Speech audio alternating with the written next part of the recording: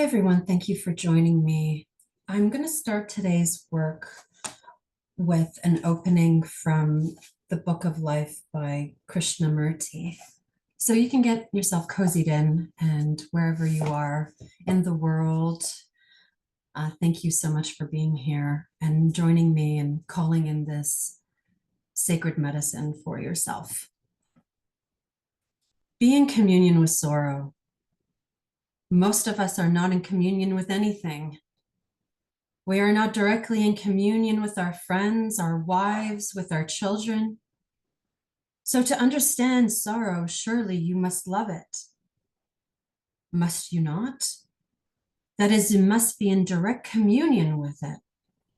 If you would understand something, your neighbor, your wife, or any relationship, if you would understand something completely, you must be near it.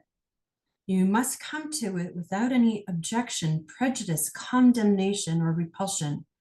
You must look at it, must you not? If I would understand you, I must have no prejudice about you. I must be capable at looking at you, not through barriers, screens of my prejudices and conditionings. I must be in communion with you, which means I must love you. Similarly, if I would understand sorrow, I must love it. I must be in communion with it. I cannot do so because I am running away from it through explanations, through theories, through hopes, through postponements, which are all the process of verbalization. So words prevent me from being in communion with sorrow. Words prevent me. Words of explanations, rationalizations, which are still words, which are all the mental process, from being directly in communion with sorrow. It is only when I am in communion with sorrow that I understand it. And I feel like bawling. So I'm tuning in to sorrow. And all of these explanations, I could see them as printing on me. It's labels and theories and recipes all stuck to me, and also within the brain. Now we're going to tap the brain, we're going to tap cortices to the brain, and we're going to start to bring up discernment, some curiosity to anchor this mind, to really see how full of prejudices you are, even against yourself. And in comes Rumi's quote, which I absolutely love. Who am I amongst this thought traffic? All of these thoughts about what I'm supposed to be experiencing, how I'm supposed to be experiencing it, labeling and conditioning myself, my emotions, labeling my emotions, saying that there's something wrong with me for having emotion, for feeling deep sorrow or grief or joy or worry or fear. And all of these mental masochisms getting in the way from fully experiencing the depth of who I am and my emotions. And we're going to drain and start this. It's just toxic buildup in the mind, toxic buildup within the brain, and it's using your mind in a lazy way. I follow my thoughts because I have them, because that's what I've been told to do. Lazy. It's lazy thinking. It's being on the treadmill or in the quicksand of your mind, and it keeps you on the surface, pulled away from yourself, pulled away from your experience, pulled away from what actually is. There's a burp. So we're going to start to dump. We've got to dump this somehow. And so how do we do this? Well, it's only through good questions. What is this? What is this experience? What am I experiencing? That's not a good question. We got to remove assumptions from questioning. So if you're looking like, well, how do I experience?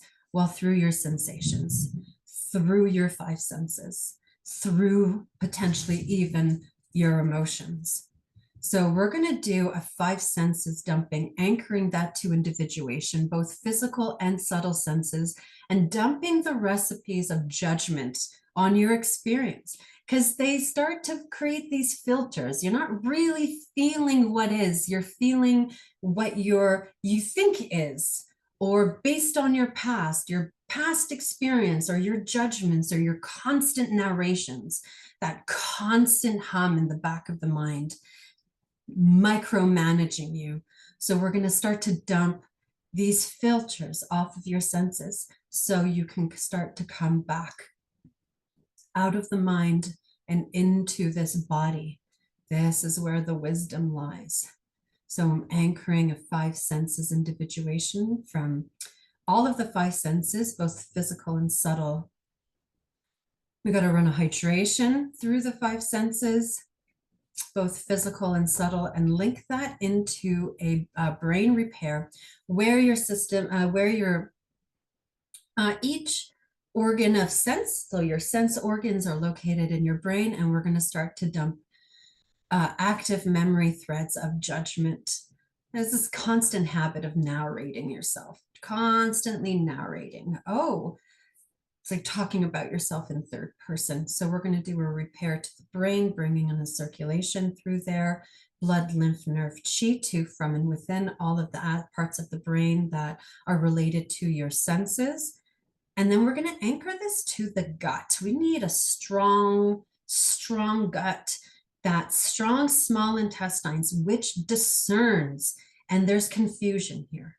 So how do you know the difference between an intuitive hunching, an intuitive guidance, compared to thought and imagination?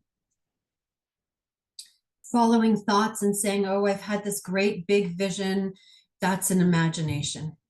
How do you know the difference? What's the difference between intuition and thought? What's the difference between intuition and an imagination? And so the discernment, you need a strong small intestines to discern information, to discern intuition, so that intuition can rise spontaneously. She's very quick, and she'll stop you in your tracks, literally.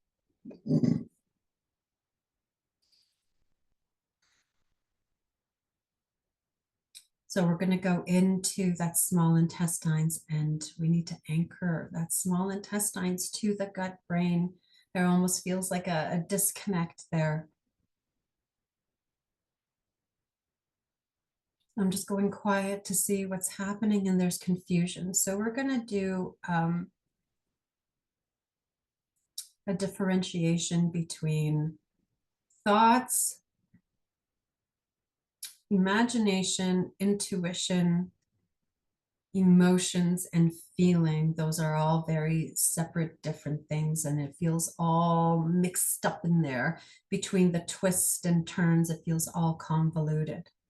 So we're going to run hydration through the small intestines, and we're going to do an improvement of the functioning of the small intestine so it can start to sort itself out.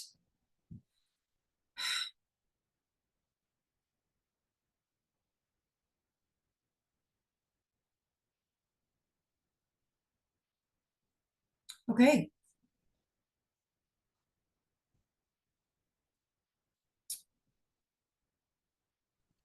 That's all for today. So it'll be interesting to see what your experience is. I'd love to hear your feedback. If you're curious about emotions and your relationship to them, you'd like to deepen a relationship, or don't even know if you need to deepen a relationship to your emotions, but actually to experience them without the narration, without the judgment, without the filters and recipes. I do have a series on happening here, not on YouTube, but on my webpage. You can get in touch with me, and we're transmuting stuck emotions or stuck energy into healthy expression. So you can reach out either through email or through my website. And if you'd like to participate in that, you're more than welcome to. All right. Ta-ta for now. See you all next week.